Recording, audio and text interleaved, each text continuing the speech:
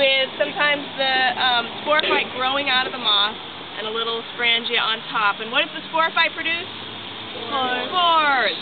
And then the spores, once they drop on the ground, would grow into a Plant. gametophyte. And the gametophyte produces gametes. And for the earlier ones, they needed water because they were flagellated, right? So there used to be a bunch of moss. This is kind of a sad-looking pond right now. But so we would start here, and there would be moss, and then we would move up to the vascular plants. And the first vascular plants that you look at are ferns, and there are ferns all over. So there's all different kinds of ferns. This is a type of fern. And when you look on the back of the fern, do you guys remember what these are? The spores are inside. What is it called? What are these bumps called? Sori. So know that. On the back of the fern are the sori. Those are the little bumps. And inside the sori are the spores. Okay? So we'll look at different kinds of ferns and see if you guys can find all the sori. And then after so do ferns have xylem and phloem? Yes. So at this point they are vascular plants once we get up to the ferns. And then we're going to move up towards the gymnosperms. What are gymnosperms? Naked seed plant. So what's an example of a naked seed plant, like a tree that's a gymnosperm?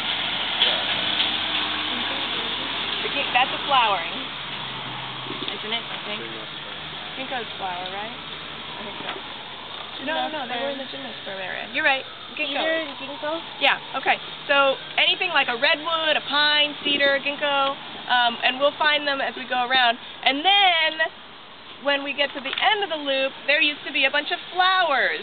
And they took them all out. So I don't think this is the primitive plant trail anymore. I think this is just a nice little garden. So we're just going to look for parts that used to be here. And so those are the most diverse. With the angiosperms, we'll look and see if there's any left over there.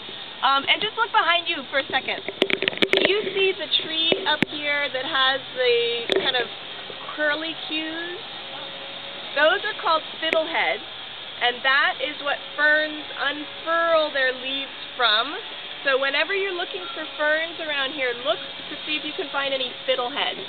So those are those little curl things, and they open them up, and then the leaves open up as well, and the sori will be on the underside. Okay, so let's keep looking, and I'll point things out. But something like this, what kind of a tree do you think this is? An angiosperm or a gymnosperm? Angiosperm. So if you see a tree with flowers on it, and in the park we'll find some magnolias and some camellias and stuff like that. That's an angiosperm, and those are the seed is enclosed. It's not a naked seed tree. It's enclosed in the ovaries.